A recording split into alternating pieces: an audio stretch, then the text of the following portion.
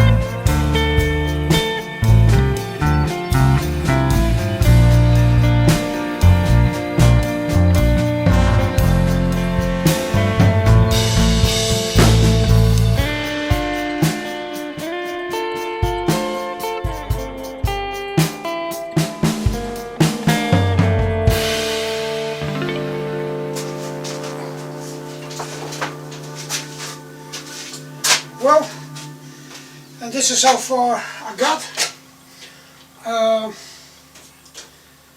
A storage rack from all the stuff that was in here. I used up all the profile except for, I think, a little piece of like 10 centimeters. So, well, it works. Put the other rack on that side, so get it from there. So now I can start doing that wall, do the seating a bit further, and then I've got to take all that stuff that's on the other side of the workshop to this side so I can go on and fix things there. But it's such a mick. It's I don't know how to do it. Maybe I have to make a decision to put like a tent outside and put stuff outside for a while, but the weather isn't good enough for that. So yeah, now this is going to be like my metal corner. So this table, I'm going to keep this table and put it against that rack. So there's a welding machine fitting in there, and then we'll see.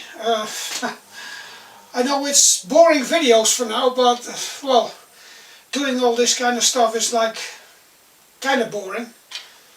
So I'll keep you up to date. See you in the next video. Out the logo.